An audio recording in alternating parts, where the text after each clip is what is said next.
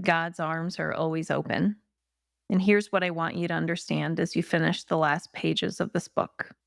You can always come home, whether Mhm. you've been faithful or wandering, whether you've stayed or strayed, whether you're thriving or tired.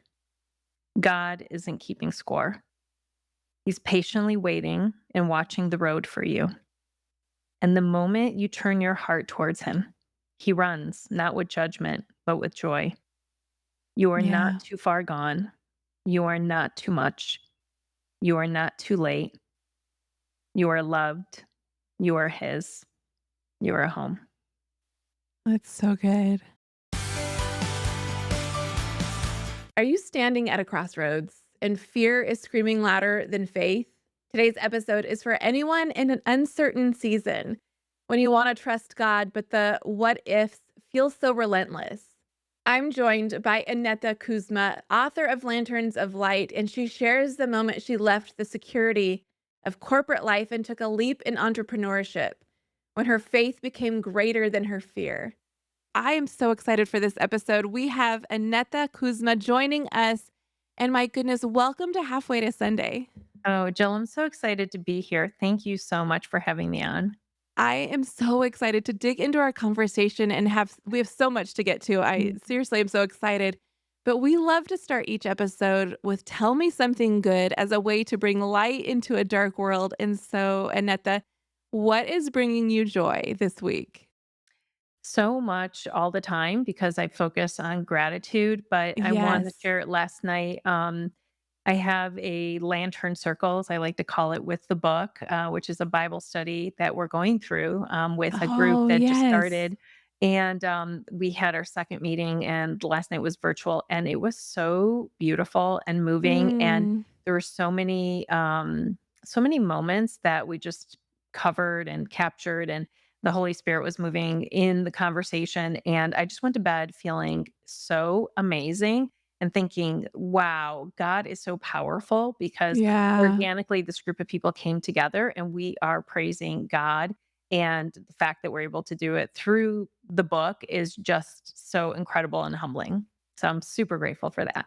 I love that. How would you describe that moment for you guys? Was it just like were you going through the Bible or going through your book? What did that look like?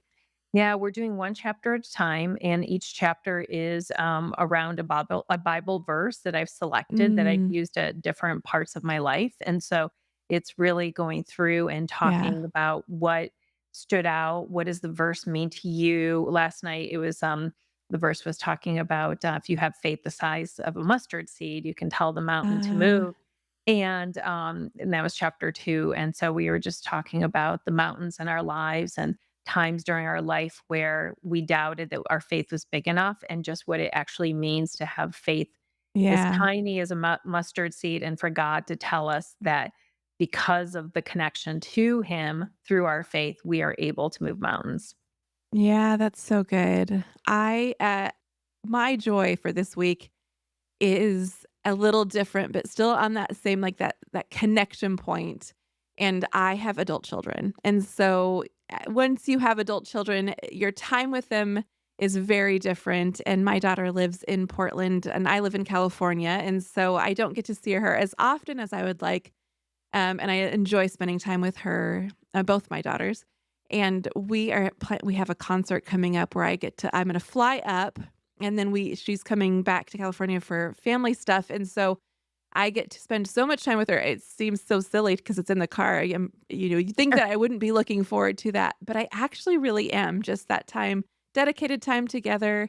And honestly, my kids are two of my favorite people, and I love that I get to say that. So, Oh, that's so beautiful. Yeah, our daughters are adult children as well, and they came over and we got to spend time with them, and that was absolutely wonderful because it's not often. They don't live with us. They do live in the same city, but, mm, just being able to get together with yeah. their schedules is, it's so nice, and it's so nice that they wanna spend time with us. Oh Like, I'm my like, "We did gosh. something right." Yes.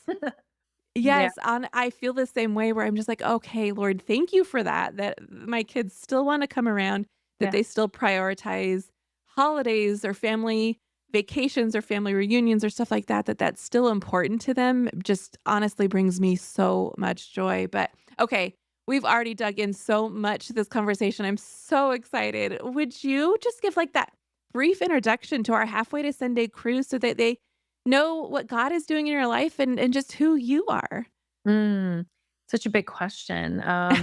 Yeah, it's where do I begin? I would say, I've been on a spiritual journey for most of my life. I've been Mm, a follower of Jesus my entire life, just mm, raised by a family that was very faithful and grandparents who were always in the Word and who always displayed what that looked like to be in God's Word and to that's to cool. question it. And so that was always something that was, I think, such a gift.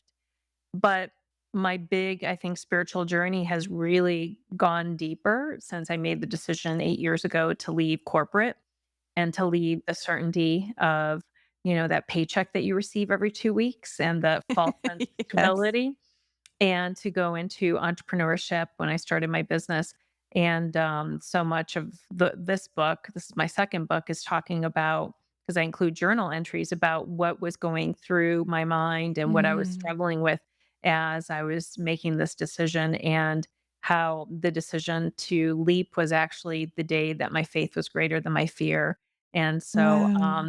this journey of entrepreneurship, I would say, has really allowed me to go even deeper in my faith because for probably the first time in my Mm, life, I really recognized that nothing that I have is actually was created by me. Everything is through mm. God. And when you finally surrender to that, wow, the magic and the beauty just continues to expand, to even greater levels. I when I first came to faith and really started following Jesus, I was a little older than all of my so I didn't follow him all of my life, but it was so interesting that in the very beginning there was like this big faith moment of needing to step out in faith. Mhm. And so I'm so maybe intrigued by this part of your story because it's so often God gives us this invitation to step into something new. And sometimes it's a really big something new, but usually there's some sort of preparation. Usually there's some sort of pathway that you can go and look back and go, oh, I see how he was preparing me here. Would you say the same for your experience? Could you maybe identify those moments that God was preparing you to quit your job and take that leap of faith? Think there are seasons. I Mm, remember when newly married and pregnant with our first daughter and having the first set of blood tests that you have, where they rule out any sort of issues, and mm, and the markers came back pretty high for some things with our daughter, and so it was a big test of faith to trust that whatever was going to come our way, whatever the right. diagnosis was actually going to be. She ended up being perfectly healthy, but it was definitely a big moment of surrender where I just Mm, remember releasing the grip of this false sense of control and trusting that whatever God was presenting us with was going to be whatever we yeah. were going to be able to handle through our relationship with Him. I would say that was a big one. I also, when I was in corporate and pretty burned out and struggling and knew that I wasn't really supposed to still be there, but still holding on to it, I had back to back months in October and November of 2011, a breast surgery biopsy, and then Mm, emergency surgery on my ovaries, both unsure whether there was going to be a cancer diagnosis for right. either of them. And so there were these moments where I think God was preparing me and deepening my faith and deepening this Yeah. sense, asking me to release the control, to release this, desire to try to handle things on my own. And so I think that all of that was really preparing me for the day where I just finally said, you know what? I think that it's time. It's time to really see if my faith is something that I embody and it's not just something that I intellectually understand, but it's really something that I can rely on every single day. Not Right. because I'm sick, not because my child is, but because I Right. know that I have a bigger purpose and he's calling me to it. and I just have to trust in God and not in myself to figure it out. And, um, and so that's been the experience the last 8 years. Yeah, Been yeah. amazing. You've touched on leaving the corporate world. You've touched on some of those things that perhaps led to that of experiencing that burnout. Mhm. How would you describe that time? What was maybe it doesn't have to be the straw that broke the camel's back, but what Yeah. was the moment where you go, this isn't what God has for me? Yeah, it was really hard. I was doing all the things, and, raising the family. My husband and I have 2 daughters and working, and, I remember working on a really difficult project that, I didn't believe in, like, it was definitely, and then I felt Mm, like there could be opportunities for me to not stand in full integrity, and, mm, which I wasn't willing to do. And then the company was going to make some big cuts, and I'd been there for 22 years, and I couldn't physically see myself letting anybody go or having to, like, have those conversations again. It was just such mm. a visceral response that I just was like, "I'm not doing it. I'm just not." Right. Like, I just felt this internal, like, "No," like, the time is now to actually, to leave. And so I think that's what it was. It seemed like it was like God was telling me, "This is the time to make it happen," and I remember doing it well in advance that the cuts were going to happen, and I got to spend Right. the first Christmas in forever where it was so relaxed and so wonderful, and just because I felt like such a deep sense of relief. It's so interesting because some people will describe like or maybe I should just speak for myself. Yeah. When God is inviting us into something new, it there is peace on the other side of it, but in that moment, there's shaky knees, there are it feels very difficult to step in faith. And so what did you do to maybe lean into that with shaky knees, with the wobbly voice? Like, how did you lean into what God had for you? Oh, it's so funny, because it was a Friday afternoon, and I remember coming home, called my financial advisor. I was like, "This is what I wanna do." And he's like, "Yeah, you're good." And then my husband came home, and I was like, "I think it's time." We've had these conversations. Right. And I texted my boss and I said, "I need to see you this weekend. I can't wait till Monday," because I did not Mm, want to change my mind. And I did not wanna give into yeah. fears, and I didn't want the enemy to convince me otherwise or to feel like be under any sort of attack, and so I met my boss over the weekend and had the conversation, and, then, I still worked for about 4 months because I was there to help with some of the strategy and move pieces Right. around and things, but I remember when I left even then, there were moments while I was still, working where I was like, "What have I done?" And so it's like the fear is still there, the wobble is still there, and then once they announced it Yeah. to everybody, then it's trying to kind of explain, but not really get deep into the explanation because you can't, not everyone will understand it, and people Yeah. projecting their own fears, and so it's, Yeah, for sure. I think the hardest part is deciding to make the change, to take that step into faith, and then just trust that God's got you. Because it's Yeah. like, at the end, I was like, "All right, I've already made the decision, I've already made the announcement, it's happening." I have a very similar story, very different all at the same time because it was not to start my own business. It wasn't the reason, and I didn't wasn't leaving anything that like you explained, but it was actually for my kid who needed me in that moment. And what's interesting though is I tried everything to not quit. I Mm, knew what the Lord was inviting me into, but I yeah. tried. Okay, well, what if I did this? What if I did this? I just kept asking those questions back and forth. And it was so interesting that he closed every door. He put blocks, even though I was like, but are you sure? Are you sure? Because I was relatively new to my faith, but at the same time also like I had never done anything like that of listening to the Lord. And so it's so it's so wonderful to me that you had this support system, yes, but also you were really following that intuition of that really Holy Spirit leading of what was important to you. And I'm so curious that during that time, your faith and how it has grown over the years since then, how would you describe that connection point to God? How would you describe that connection point to just that knowing of what is Mm, right, what is wrong, what is and yeah, where the Lord is leading you? yeah. So fear was definitely one of my struggles and Mm. probably continues to be.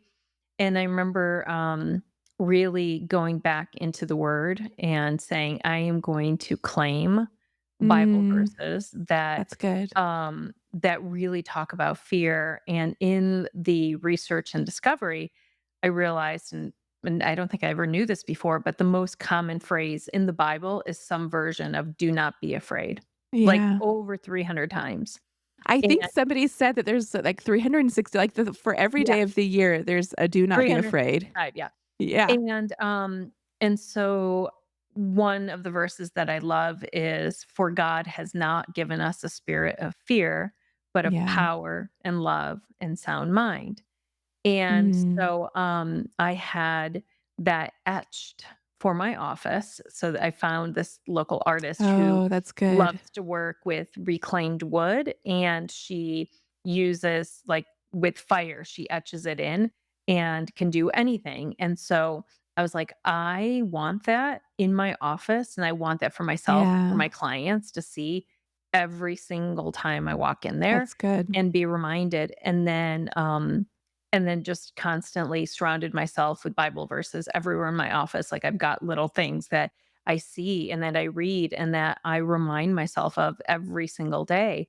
And so I was claiming God's promises over me. I also, I journal almost every day and I type out my thoughts. And so for me, so much of that became the second book.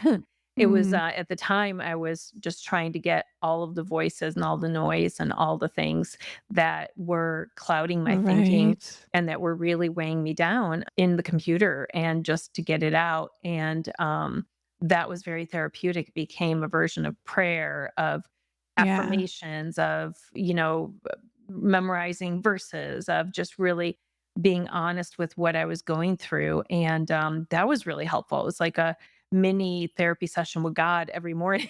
and so Yeah, and so that was absolutely. another way, like, felt like a healthy way to, in addition to prayer, to really just listen to God, because things would come out. It was like became a two-way conversation many times in the process Yeah. as well.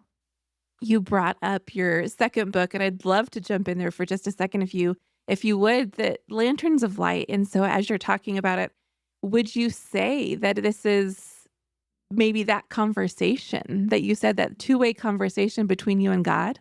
Yeah, it was interesting. So the way it came to be, so the title Lanterns of Light came to me during a morning meditation. Like, it just dropped Mhm. in and I was like, oh, it's interesting. It's really pretty. I don't know. I'm like, maybe that becomes a book later. And I was writing my first book, Live the Width of Your Life. And I was like, it's not for that. And so I just kind of tabled it, but it was in the journal entry from 2019. And, and then November 3rd of 2023, I was sitting in meditation again in prayer, and I heard God say, "It's time to write your second book." Mm. And I was like, "Okay." And I'm like, "What's this one about?" And then what I heard God tell me is, "I want you to write a book about your favorite Bible verses that you've meditated on, how Mm. you've used them during the hardest parts of your life, and I want you to include your journal entries so people can see, like, really." Wow. And I said, "Oh, no." I'm like, "You've got the wrong person.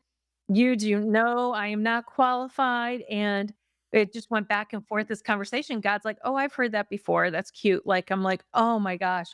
And, Right. so it became a 2-year, um, back and forth. Like, I would start out of obedience and then I'd stop. And then I would tell people, like, "Okay, you have to hold me accountable because I heard this." And then people will be like, "That's a great book." And then I would get scared. There's so much fear. I wrote the Yeah. intro, which was my first intro was all about why I'm not qualified to write this, but I'm doing it because God told me to write it, and I was like, "Well, that's pretty lame." And then and then this year, around Easter time, I got really serious, like, I was Mm. really leading up to Easter. God convicted me and said, "I don't want you to write this book out of obedience. I want you to write it to glorify my name." Oh, that's good. And I called my editor, I said, "George, there's more editing we're gonna have to do. This has to be a much deeper book." So, Wow. and then, and then from there, it just actually just started flowing in really big ways, and October Yeah. 7th, published the book. How would you describe the book out of doing it out of obedience to Mm, doing it how to glorify his name? What's the difference? What's the tension there? I felt like I was really small in terms of sharing in Mm. the first one. It looked more of, like a teaching book, almost like, here's the verse and Yeah. kind of like, here's what it means, or here's what was happening. And then with the out of obedience, like, I really included journal entries that are super vulnerable that were just me and my thoughts. I'm like, I did not want anyone to ever read, it just became much Right. more, authentic and genuine, and I think that's the part that people really like. And, I went back with, like, a really, almost like I want, like, a refinement tool to go through and say, how do you explain what is happening in the most simplistic Yeah. way possible to make it so accessible for anybody to read this book? Mm. Because Yeah. what I didn't know was who the audience was intended for. And so then during the process, 2 chapters came to me in a dream, 2 separate dreams. One was, the story of the prodigal son, and God said, Mm.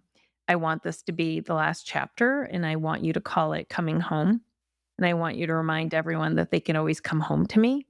Yeah. And God put on my heart to actually read the story from the father's point of view, not the son's. And so when I did, I just wept because I'm like, wow, this is just an amazing representation of God's love for us. Yeah.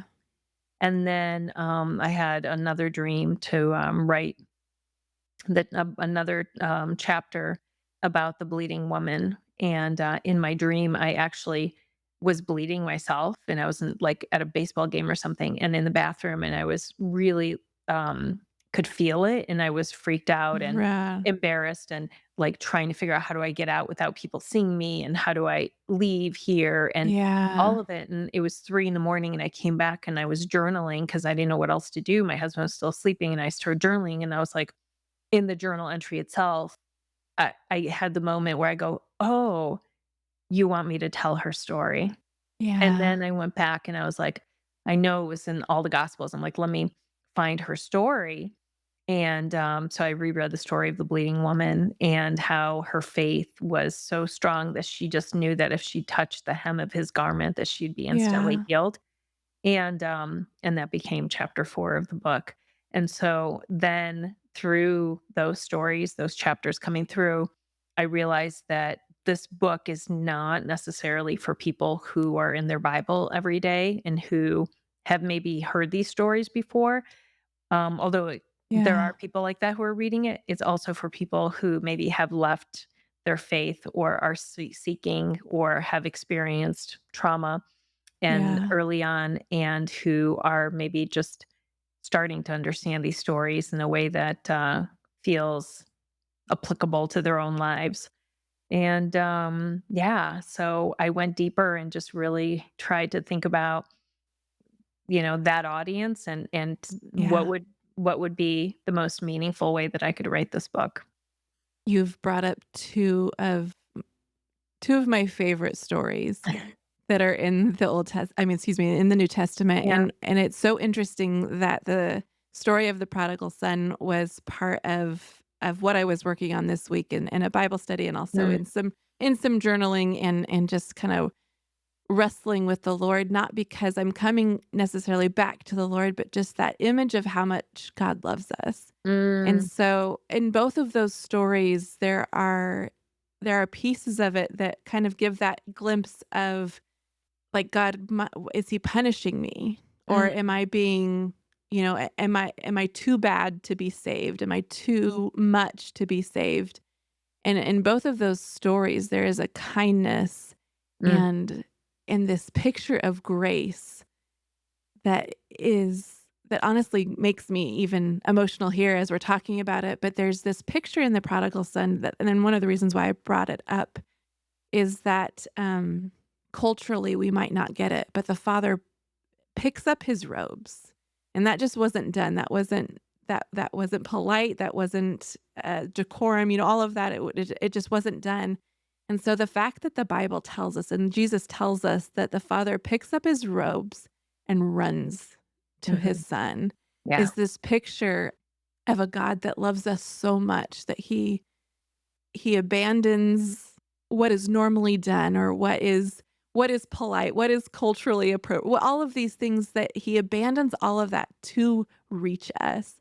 And so I love that this chapter that God wanted you to end this book on is such a picture of coming to us every single time. And I mean, I haven't had the pleasure of reading your book yet, but I just also want to maybe speak into that I think people who are in their word every day and have been following the Lord for a long time also needs this reminder. So I'm excited that you are obedient, and I'm excited that this work that the Lord is doing through you is so available to anyone who picks this up. And so would you maybe tell us more as you've wrestled in writing this book, as you have I know because writing is not easy. Being Mhm. vulnerable is not easy. I'm sure that there were moments that you were uh, had vulnerability hangovers probably every day as you're writing this.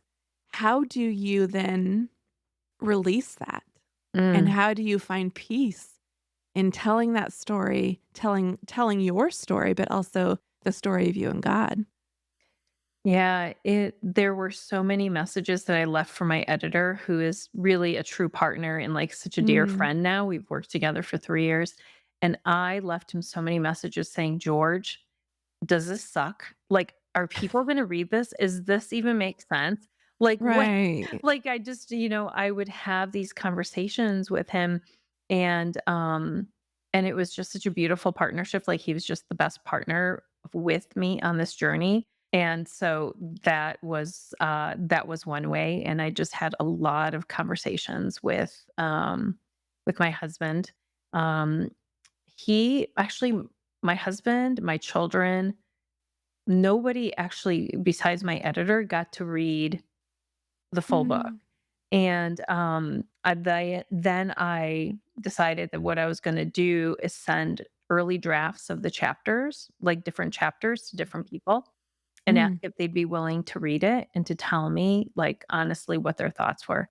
And when I started sharing the early drafts and people were coming back from all walks of life, all different experiences with faith, oh, wow. and they were like, "Oh my gosh, like, I cannot wait to read the entire book." Then I started to go, "There might there might be something here." Like, I it was Yeah. like it just felt like and I sent it to people who, like my friend Brooke, I was on her podcast and I sent her 2 chapters. She's like, "Listen," she's like, "I'm barely, like, comfortable using the word God. I've never read the Bible, probably never will." And she's like, Wow. "But this I understand, and this, like, has brought me closer back to whatever the faith and the connection is to God." And so Yeah. that felt really good. But it definitely has not been easy, and even when it came out and I was like, "Oh my gosh, now everybody's gonna read it, and they all know what's in my head." Yeah, Yes. it's still kind of scary. Yeah, I can only I can well, and I imagine some like telling stories here on the podcast or even on social media or in newsletters, I get that, but it's very different too when you've released a whole book of that vulnerability, which I think is so special. And what I'm also noticing though about the work that you do, because a lot of your day-to-day life is helping people get unstuck.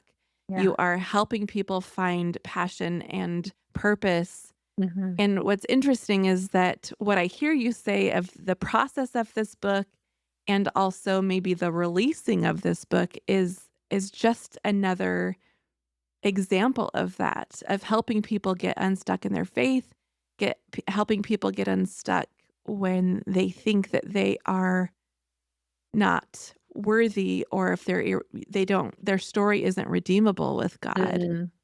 And so, would you maybe help someone listening, because as you're talking, I think of the person who believes that they're too stuck or they're too Mm. gone or they're too something that they're not able to approach God, or they're not even able to let God in, even if he's just they know that God is just waiting for them, but they can't take that step. How would you encourage that person?